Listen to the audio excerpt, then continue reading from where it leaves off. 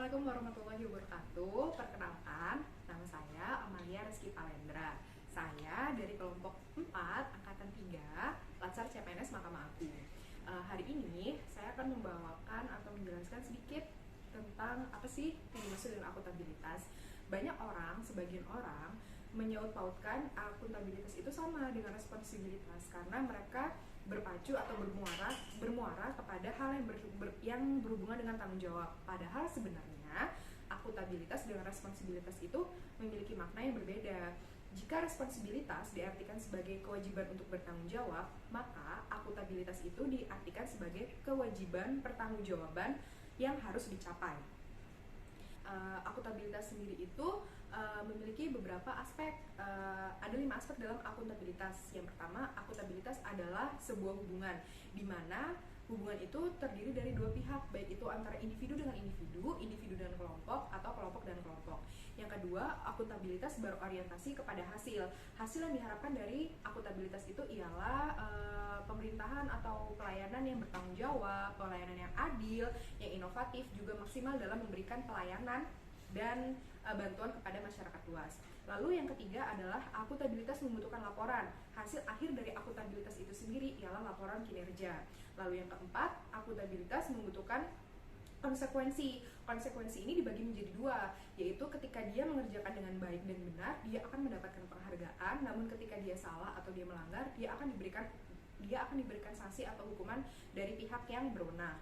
Lalu ada akuntabilitas memperbaiki kinerja. Yang dimaksud di sini ialah bagaimana akuntabilitas kemudian memacu dan memotivasi para ASN atau PNS untuk meningkatkan kinerja mereka untuk memberikan layanan yang inovatif kepada masyarakat luas. Nah, selanjutnya, akuntabilitas sendiri itu memiliki 3 fungsi utama. Yang pertama itu untuk menyediakan kontrol demokratis. Lalu yang kedua, untuk mencegah korupsi dan penyalahgunaan kekuasaan.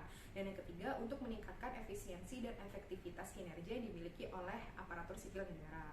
Nah, akuntabilitas publik sendiri itu dibagi menjadi 2. Ada akuntabilitas vertikal dan ada akuntabilitas horizontal. Apa sih bedanya? Akuntabilitas vertikal itu, seperti namanya, vertikal itu yaitu ke atas, ialah pertanggungjawaban yang diberikan oleh bawahan kepada atasan. Contohnya, setiap bulan kita diwajibkan untuk mengumpulkan PKP yang ditandatangani atau diketahui oleh pejabat atasan langsung di satker kita. Lalu, sedangkan akuntabilitas horizontal ialah pertanggungjawaban kepada masyarakat luas. Contohnya adalah adanya indeks kepuasan masyarakat yang dimiliki oleh setiap instansi atau setiap satuan kerja, baik itu di tingkat pusat maupun sampai di tingkat daerah, untuk mendapatkan penilaian atas layanan atau kinerja yang diberikan untuk membantu kebutuhan masyarakat yang membutuhkan.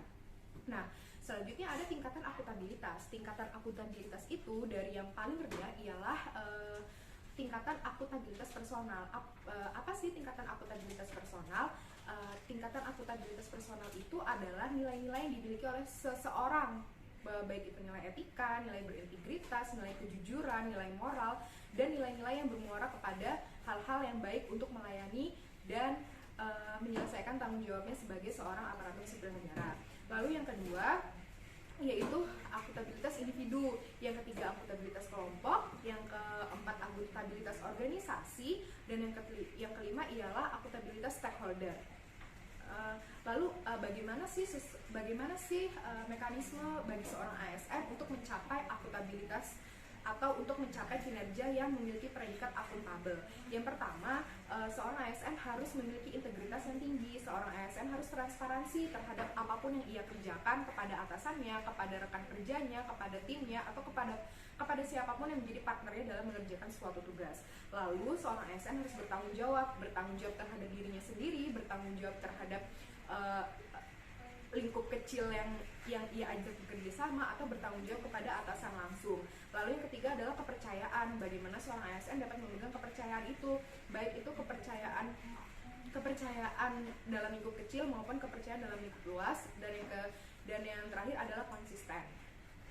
Nah, lalu selanjutnya bagaimana sih kita sebagai ASN atau kita sebagai CPNS itu menunjukkan atau bertingkah laku agar kita mendapatkan atau kita mendapatkan predikat sebagai PNS yang akuntabel. Yang pertama, kita tidak boleh mengganggu, menindas atau melakukan hal diskriminatif terhadap sesama rekan kerja maupun terhadap masyarakat luas yang berada di luar lingkungan kerja kita. Lalu kita diharuskan untuk membuat keputusan yang adil dan tidak membelahkan salah satu pihak karena alasan-alasan tertentu. Lalu yang ketiga, kita harus memiliki sikap yang disiplin sebagai seorang individu atau sebagai seorang PNS. Disiplin itu sendiri bisa dimulai dari hal-hal yang kecil dari diri kita, seperti datang tepat waktu, tertib administrasi untuk melakukan absensi, baik itu absensi secara online maupun absensi secara manual.